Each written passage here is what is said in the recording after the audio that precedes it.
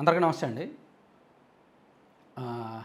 ఈవీఎంలు వైసీపీ వాళ్ళకి ఎంత చెప్తున్నా సరే ఈవీఎంల గురించి మాట్లాడు, ఈవీఎంల గురించి మాట్లాడు అని నన్ను చాలాసార్లు అడుగుతున్నారు. కింద కామెంట్స్ కూడా చేస్తున్నారు. అలాగే వైసీపీ సోషల్ మీడియాలో కూడా ఈవీఎంల మీద విపరీతమైన చర్చ జరుగుతుంది. అలాగే వైసీపీ నాయకులు కూడా ఈవీఎంల మీద ఎక్కువగా మాట్లాడుతున్నారు. యాక్చువల్లీ ఈవీఎంల వలన గెలిచారు, టీడీపీ కూటమి గెలిచింది అనేది వైసీపీలో కొంతమంది వాదన. కానీ ఫ్యాక్ట్స్ ఏంటనేది వాళ్ళకి తెలుసు. లోపాయికారిగా ఎందుకు ఓడిపోయారో వాళ్ళకి తెలుసు. అయితే నేను ఒకటే చెప్పదలుచుకున్నా, ఈ విషయంలో నిజంగా ఈవీఎంలు తప్పు జరిగితే 2014 కూడా ఈవీఎంలు తప్పు 2019లో కూడా ఈవీఎంలు తప్పు జరగాలి కదా, 2014లో కూడా ఈవీఎంలు తప్పు జరగాలి కదా. అసలు ఈవీఎంలు ఎప్పుడు రైట్ పని చేసినట్టు? అంటే మీ అనుమానం, వైసీపీ అనుమానానికే వద్దాం. 2024 ఎన్నికల్లోనే ఈవీఎంలు పనిచేయలేదంటారా మీరు? 2019లో కూడా ఈవీఎంలు ట్యాంపర్ జరిగాయంటారా?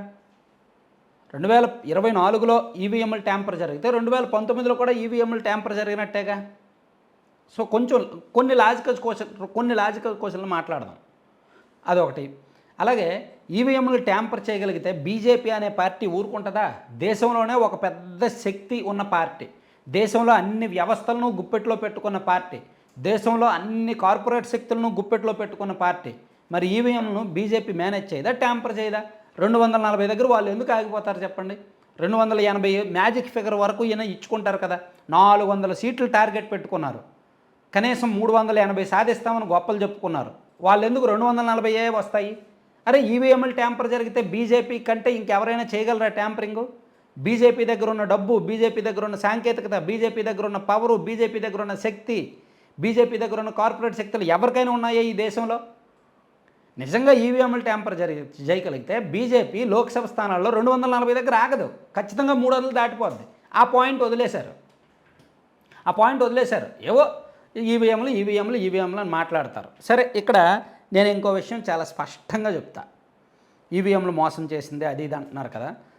సో మీకు డౌట్ ఏంటంటే మరీ 11 సీట్లు ఎందుకు రావాలి? సరే నీ లెక్కకే వద్దామన్నా ఈవీఎంలు మోసం చేయలేదు, మరీ మాకు 11 సీట్లు ఎందుకు వచ్చాయి? అన్ని తక్కువ సీట్లు రావాల్సిన పార్టీ కాదు కదా మాది అని మీరు అడగొచ్చు. వైసీపీలో కొంతమంది అడగొచ్చు. మీకు ఒకటి విషయం చెప్తా. తెలుగుదేశం పార్టీకి 2019 ఎన్నికల్లో మరీ 23 సీట్లు రావాల్సిన పార్టీ కాదుగా. టీడీపీ కంచుకోటల్లో కూడా 2019 ఎన్నికల్లో ఓడిపోయిందిగా.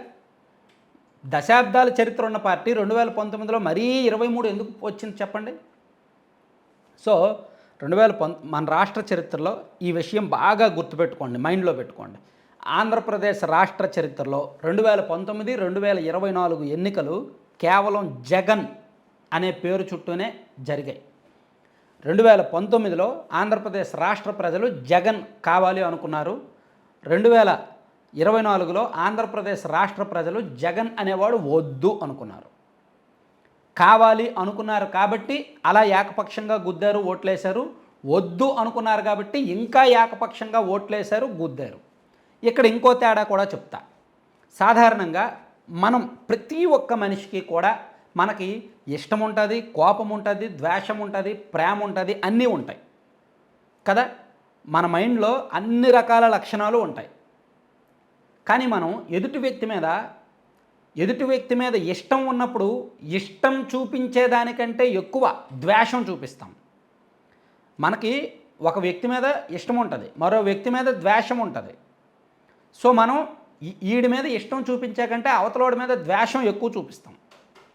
కావాలంటే అది మీరు చెక్ చేసుకోండి లాజికల్గా. అంటే మనం ఒక వ్యక్తిని మనం ప్రేమించాకంటే వేరే వ్యక్తిని మనం ద్వేషించినప్పుడు దానికి సంబంధించిన ఆలోచనలే మన మైండ్లో ఎక్కువ ఉంటాయన్నమాట. అంటే మనం ఎవరినైనా, ఇప్పుడు ఫర్ ఎగ్జాంపుల్ అండి, ఒక ఉదాహరణ, నన్ను ప్రేమించే వాళ్ళు కొంతమంది ఉంటారు, నన్ను వ్యతిరేకించే వాళ్ళు కొంతమంది ఉంటారు. నన్ను ప్రేమించే వాళ్ళు నాకు సపోర్ట్ చేస్తారో లేదో తెలియదు, కింద పాజిటివ్ కామెంట్స్ చేస్తారో లేదో తెలియదు. వాళ్ళకు అనుకూలమైన వీడియో ఏదైనా చేస్తే వాళ్ళకి సంబంధించి కామెంట్ చేస్తారు తప్ప నా గురించి తెలియదు. కానీ నన్ను వ్యతిరేకించే వాళ్ళు నన్ను తిడుతూ కామెంట్ చేస్తారు, నన్ను దారుణంగా తిడతారు. అంటే ఇక్కడ పాజిటివ్ కంటే నెగిటివ్ ఇంపాక్ట్ ఎక్కువ ఉంటుంది. అలాగే ఇంకో ఉదాహరణ, ఒక వ్యక్తి 10 ఓట్లు వేయించగలడో లేదో తెలియదు కానీ 100 ఓట్లు మైనస్ చేయగలడు. ఒక నాయకుడు 10 ఓట్లు అతని వలన పాజిటివ్ అవుతాయో లేదో చెప్పలేం, తెలీదు, కానీ 100 ఓట్లు మైనస్ చేయగలడు, నెగిటివ్ ఎక్కువ చేయగలడు. అలాగే 2019, 2024 ఎన్నికల్లో కూడా అదే జరిగింది. జగన్ కావాలి అనుకునే దానికంటే జగన్ అనేవాడు వద్దు అనేది జనంలో కసి పెంచింది, జనంలో ఐక్యత పెంచింది. జనం అందరూ, ఎందుకంటే అన్ని వర్గాలు జగన్మోహన్ రెడ్డి గారి బాధితులే. ఏ వర్గాన్ని జగన్మోహన్ రెడ్డి గారు వదిలేరు అనేది కింద కామెంట్ చేయండి. ఇదిగో పలానా వర్గాన్ని జగన్మోహన్ రెడ్డి గారు దయతలిచి వదిలిపెట్టారు. ఉద్యోగులు, నిరుద్యోగులు, చదువుకున్న వాళ్ళు, లారీ ట్రాన్స్పోర్ట్, ఇంజనీరింగ్ కాలేజీలు, డాక్టర్లు, ట్యాక్స్ పేయర్స్, మందు తాగేవాళ్ళు, ఇలా ఏ వర్గాన్ని వదిలిపెట్టారు? లేదు కదా, ఎవరిని వదిలిపెట్టలే. అందరినీ కూడా ఏదో ఒక దశలో దెబ్బ కొడుతూనే ఉన్నారు. ఏమనంటే సంక్షేమ పథకాలు ఇచ్చారు, సంక్షేమ పథకాలు ఇచ్చారు, సంక్షేమ పథకాలు ఇచ్చారంటారు. సంక్షేమ పథకాలు పేరిట దోపిడీ జరిగిందనేది తెలుసు కదా. సంక్షేమ పథకాలు ఇచ్చారు, కానీ విపరీతంగా ధరలు పెరిగాయన్న సంగతి తెలుసు కదా. సో దాని గురించి మాట్లాడొద్దు ఇప్పుడు. దాని గురించి సంక్షేమ పథకాలు ఇచ్చారు కదా అనేది అయితే ఎవడు మాట్లాడొద్దు. సంక్షేమ పథకాలు ఇచ్చినట్టే ఇచ్చి రూపాయి ఇచ్చి 10 రూపాయలు తీసుకున్నారు. అది జనం రియలైజ్ అయ్యారు కాబట్టి అంత కసిగా ఓట్లేశారు. సో మళ్ళీ చెప్తున్నా, ఈవీఎంలు అనేది ఇక్కడ సబ్జెక్ట్ కాదు.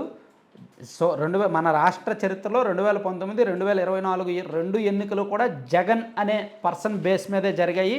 2019 ఎన్నికలు ఆయన కావాలని జరిగాయి. 2024 ఎన్నికలు ఆయన వద్దుగాక వద్దు అని జరిగాయి.